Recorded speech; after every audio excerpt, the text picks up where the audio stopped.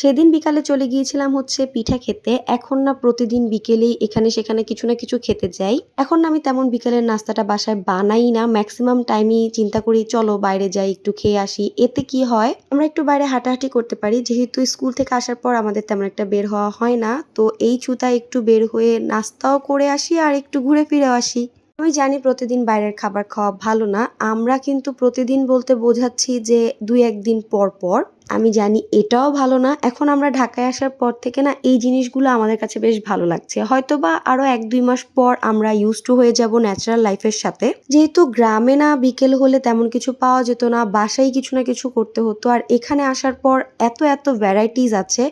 তো দেখা যায় কি যে ইচ্ছে করে একটু বাইরে যাই, একটু ঘুরি। এখন এগুলো করতে, করতে যখন একদম বিরক্ত হয়ে যাব তখন হয়তো আর বের হওয়াটা আমাদের হবে না। অনেক সকালে উঠি যেহেতু তাই দুপুরে একটু ঘুমাই। ঘুম থেকে ওঠার পর বাইরে বের হওয়ার জন্য মনটা ছটফট করতে থাকে। তো দেখা যায় বাইরে বেরও হই, বিকেলের নাস্তাও করি এবং নাস্তা-টাস্তা করে বাসায় চলে আসি। এখন আমি চিন্তা করছি ভিডিওটা বানাতে যে খুব তাড়াতাড়ি আমাদের এই যে ফ্যাসিনেশন বাইরে ঘুরার এটা বন্ধ করতে হবে এবং ন্যাচারাল নরমাল লাইফ এ ব্যাক করতে হবে।